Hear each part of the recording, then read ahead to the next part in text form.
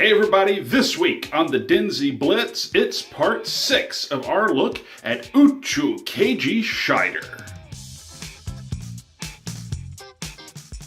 Hello everybody, and welcome to the DenziBlitz here on Geek Carolina. I'm your host Mike, and today, it's 6 more episodes of Uchuu Keiji Shaider. This is part 6. We're going to be talking about the 28th through 33rd episode that I've watched. Why am I phrasing it that way? Well, it's because if you've watched the last couple episodes, normally I would say last week, but we didn't have an episode over the last couple of weeks. Illness. It's been a rough couple of weeks here in the Brown household. But I've mentioned that some of the episodes got out of whack. I finally figured out what happened. The batch torrent that I downloaded for Shaider, the episodes were actually out of order in the batch torrent. To the point that basically one group of about 6 or 7 episodes and another group of about 6 or 7 episodes got flipped. So the actual episodes 28 through 34, we've already watched and discussed. And the ones that we would normally talk about today would be 28 through 33. Demon Palace's Backstabbing Brothers, that's the one that introduces Hessler's brother. We've already talked about it. Policewoman with 100 Faces is the Annie episode where she does all the disguises. Message of the Life Slicing Sky, we've seen. The Canned Beast Bargain, canned monsters that they sell to kids to raise as pets. We've done that one. Our Melody and The Walking Puppet Master. So we've actually already watched and talked about all those episodes. I just may not have called them by those names. So today, what we're actually watching are episodes 19 through 24. So that's Annie in Danger, the Fushigi Song, Oh No, the Beast Family, The Merman Calls the Ocean of Mysteries, The Great Escape with Wounds All Over, and The Beautiful Pose Mask. So I'm going to start this off with what I didn't like. Because what I did like, I can talk much more about. Things I didn't care for. A little continuity goes a long way. And when I say continuity in this instance, I'm not referring to a meta plot or remembering last week or anything like that. It's actually so much simpler. I'm talking about visual continuity.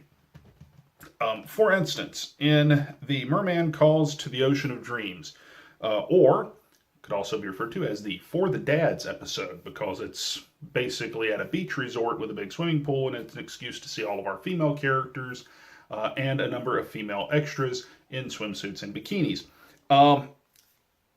So, in that particular episode, at one point, Annie and Shaider are swimming in the pool. Someone calls for help. They jump out of the pool. Right out of the pool, into the close-up with the person that's there, and their hair is dry. They are dry as a bone. Their hair is perfectly coiffed. Just a little bit of continuity. In episode 19, Annie in Danger, same thing happens again. We get a very typical Asian training montage. Shaider actually gets his butt handed to him earlier in the episode. And at the encouragement of Commander Quom, goes into training. When he can slice the waterfall, he will be ready. Like I said, very tropish training montage sequence. While he's training, Annie is going to go and hold off the monsters by herself. There's a group of kids that have been kidnapped in a bus as an attempt to lure Shaider into his doom.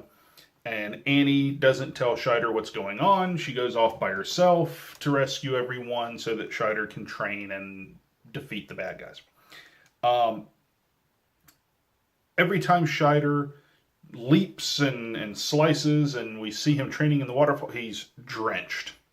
Every close-up, dry as a bone. So, like I said, a wee bit of continuity. And what is actually frustrating, if I'm honest, is they show in that same episode that they can do it. And I say that because Annie gets set for battle. We see her in what maybe it's her sneaking around gear, but she puts on basically this tan mountaineer kind of getup with a cowboy hat. She goes off, she fights a bunch of the bad guys, takes out a bunch of the foot soldiers, and then when she tosses the disguise aside in very tokusatsu fashion and goes in her regular costume, guns blazing, the monster of the week, who has magnetic powers, zoinks her 2 pistols away from her. Shaider shows up. Annie tells him what's going on with the bus. He sends Annie off to go save the kids and get them away from the bomb. And when she runs off and we see her approaching the bus, the van, whatever you want to call it, her pistols are missing. They're not in their holsters. They remembered that she doesn't actually have them. They're back at the fight with the monster of the week.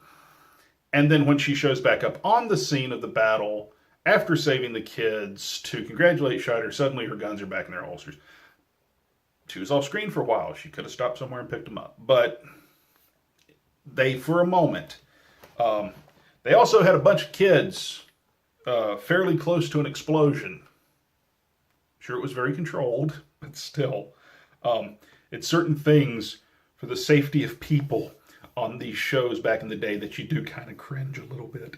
I'm sure they were quite a distance away. I'm sure it was perfectly safe. But, and the only other thing that I really didn't care for, and this is very 70s and 80s toku, and frankly, anime suffered the same deal. It's not unusual, especially in 70s and 80s toku and in older anime and things like that, for bad guys, in order to make it very apparent very quickly that they're the bad guys, they will put them in the trappings of some reviled or predominantly perceived evil group. I'm choosing words carefully here. In this episode, Poe's henchmen straight up look like the KKK. Complete with the pointy hats and the robes and the whole 9 yards, with a cross in the ground. They have someone strung up to it. They set a fire at the base. It's straight up everything short of the name. That sort of thing, to me, is a wee bit cheap. Just calling it the way it is. Gundam did it with the Zeon, who have very much the trappings of Nazi Germany. So it isn't like it's a new idea. But unless you are either A, actually portraying that group, or B, you are very blatantly trying to evoke the tone and the idea of that group. So either you're actually calling them the KKK, or you are trying to evoke something incredibly similar. I question it, to be perfectly honest. It makes it very obvious that they're bad guys, but there are other ways to make things obvious that they're bad guys. The Zeon in Gundam did have elements very much in common with Nazi Germany, so it kind of made sense to have certain similar trappings. But here, it makes zero sense. So, and even other tokusatsu shows have done it differently and done it better. So, I didn't necessarily care for it. That falls under the category of you really can't do that on television, to borrow a name of an old Nickelodeon show. if this show were ever translated into English to be aired on American TV, I will virtually guarantee you that episode 24 would either be heavily edited or dropped completely. Which is a shame, because now moving on to the good stuff. That's actually a plot episode. The meta plot that we've seen already, because we've watched several episodes out of order by accident, are very much beginning here. We wind up with the beautiful Poe's mask being the first Poe-centered episode. Shinken Poe, the priestess of Fuma. We already know, because we watched the stuff out of order, she's Kublai's granddaughter. She's from a long-dead empire that was brought down by the warrior Shaider, the historic namesake or antecedent to Space Sheriff Shaider. So we've already discovered, we already know that. We're not supposed to, but we do. In fact, there's reference in one of these episodes to, he's somehow connected to Nazca and he's keeping a secret, and we already know what that is because they spend a couple episodes talking about the fact that Dai who becomes Shaider, was an archaeologist, and he was a scholar, and he was studying iconography and hieroglyphics and deciphering this code that we find out was left behind by the Galactic Police thousands of years ago to see when someone from Earth would be ready to join them, kind of thing. All of which is a pretty cool story if you stop to think about it. Well, the beautiful Poe's mask, we focus on Poe. We find out that she's 12,000 years old, and that she has to steal the beauty of women in order to maintain her beauty. And we see her true face, and it's horrendous looking. So it makes sense. It's a very old trope. It's been around for years, very fairy tale-ish, but it works. The only downside in this episode, although I think they skirted it pretty well, this episode 24, comes really close to turning Annie into a damsel in distress. It doesn't quite get that far because Annie, as a beautiful woman, meets the criteria of someone that Poe would have to drain of their beauty. So she is basically fuel for the scheme, for the plan, but it's also taking this very strong heroine and putting her in danger that she presumably can't get herself out of, when we've already seen her to be very capable. So whenever they do something like that, it does make me shudder a little bit, but since she meets the criteria of what Poe needs, it doesn't feel quite as much as, the old Snidely Whiplash, tie the girl to the railroad track bit. So, Merman calls the Ocean of Mysteries, our For the Dads episode, has 2 Monsters of the Week in it. And I'm going to call out one of them, because most of the Monsters of the Week in this show are actually pretty good looking, and it would be easier for me to point out the ones I don't like as opposed to the ones I do. None of them in this batch of episodes made me go, but the Merman in this episode gets special mention because there's the Monster of the Week and then there's the Merman. And the Merman, who straight up has Kamen Rider Amazon's sound effects. I promise you. They dug into the audio archives, got the sound effects for a 10-year-old Kamen Rider show and reused them. But the Merman, which is basically just a dude in swim trunks. But there is a prosthetic head mask, gloves, they do up the trunks to match, and then there's these, the boots to give like prosthetic feet. They do a magnificent job with that makeup and prosthetic work, making it look like it's been blended in, that it's part of the person. Outstanding work considering. These shows are not well known for pulling stuff like that off. So when they do, it's both surprising and awesome. So I really dug that. I really dug the Annie in Danger episode for all of its goofy martial arts training tropes. I really did dig it. Another episode that makes Annie look like a boss. I'm always in favor of those. I just, fingers crossed that they do not take Annie from being Scheider's partner and fellow space sheriff to sidekick. That would make me really sad really quick. So, two other things that I do want to call out here that I thought were really cool that they did. One, the visual effects not only are slowly and steadily getting better, but some of the composite work got really cool and inventive. In the Fushigi song, there's a flower that gets used as a theme throughout the episode, a flower that induces violence in people.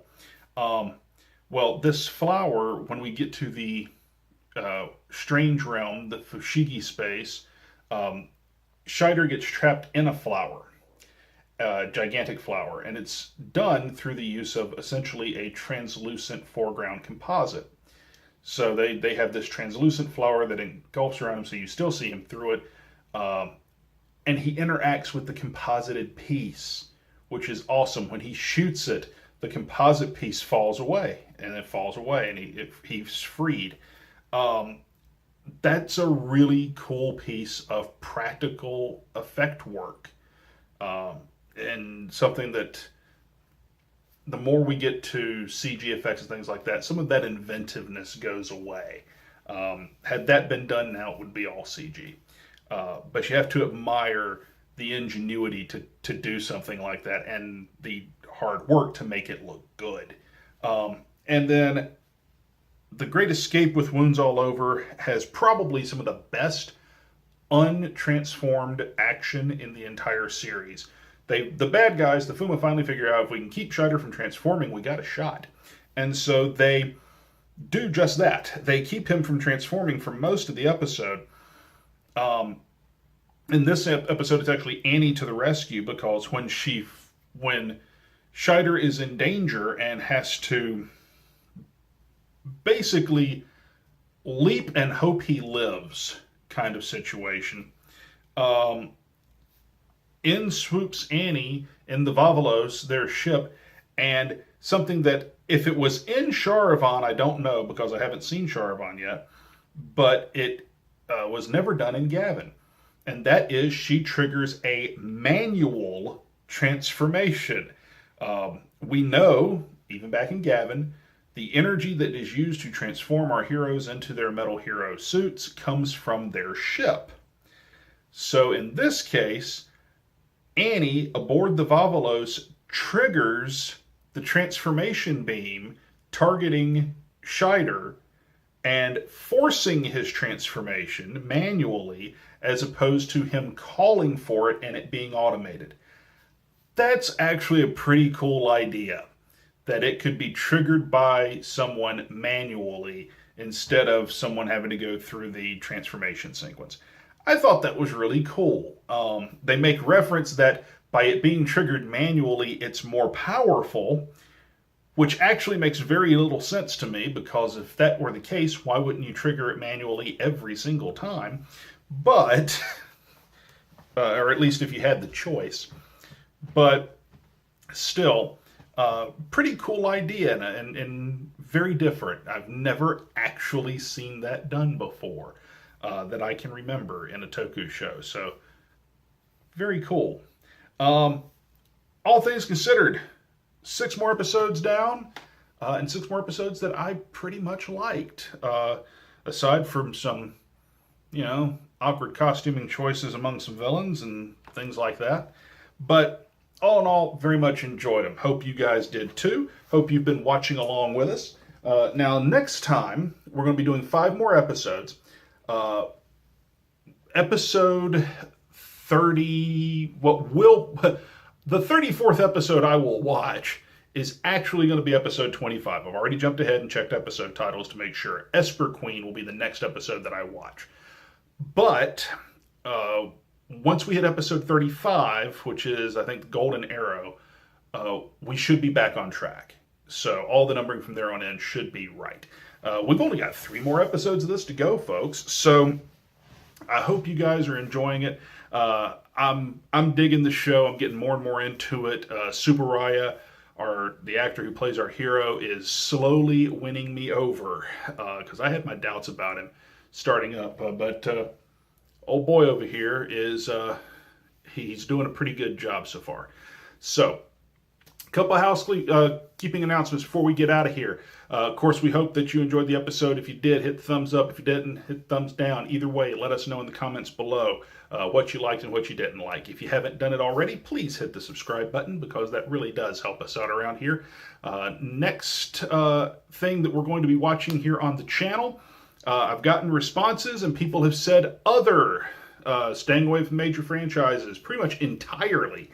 The question I've gotten is to watch something off the beaten path. So I suspect the next thing we're going to be watching is either going to be Garo, not because it's off the beaten path, but because it got a Blu-ray release here in the US, folks. So it may be that, or it's going to be Keitai Susakan 7. So if you have a preference for which one you think I should watch next, let me know in the comments below. That's going to be coming up in about a little more than a month because we have 3 more Shaider episodes. And then by request from Rustling, our Metal Heroes fan from over in the Philippines, he has asked that I check out the first 7 episodes of Space Sheriff Charavan, which, thanks to him, I now have. So I am going to be doing that. We're going to do that as a DenziBlitz bonus because the whole series is not out where I can get it easily, unfortunately. But I do want to watch those 7 episodes, if for no other reason than because, hey, one of our viewers, someone like you, asked me to. Now, head over to our Facebook page and give us a like. It's facebook.com/DenziCaster. You can talk with us there. And also, do go over to our Cafe Press store if you'd like to help us out here on the channel. It's cafepress.com/GeekCarolina. Now, one more thing I want to mention. Right now, we are, I think, 105, 106 subscribers as I'm taping this. But recently, Rage Quit Radio, our sister show here on the channel, the tabletop gaming show that airs on Mondays, Rage Quit Radio set up a deal with these wonderful people, Geek Out Games in Central South Carolina. Geek Out Games is the friendly local gaming store, not too far away from our studio, aka my house. And Rage Quit Radio now tapes over at Geek Out. Well, Geek Out is sponsoring a giveaway. They're going to be giving away some artwork on Rage Quit Radio in conjunction with us. So, what we got to do before we give away anything, hit 115 subscribers. Once we hit 115, we're going to do that giveaway over on Rage Quit Radio. Check that show out. It comes out on Mondays here on Geek Carolina. It's going to be some really cool glass artwork. They have some framed glass panes that have etched artwork in them. They look really, really cool. And we're going to get with the owner of Geek Out Games over there, Rudy, and pick out which one's going to be given away. They have some really cool ones. They've got like one based on the movie Alien, and then they got one for He-Man and one for Thundercats, and they've got Transformers one, all kinds of stuff. So it's really, really cool stuff. And we're going to be giving one of those away. When we hit 125 subscribers, we're going to be giving away something here on DenziCaster. Not from Geek Out Games, it's actually from my collection, because I recently came across some extra Toku stuff that came my way, and I don't need all of it. Actually, at least one thing, as I glance over, is a duplicate. So we're going to be giving something away here on the channel.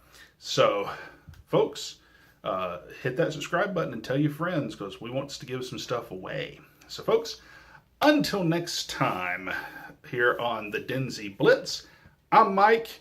We got 5 more episodes of Space Sheriff Shaider coming your way and only 3 weeks to go before we take and say adieu to the third of the Space Sheriffs. We'll see you next time.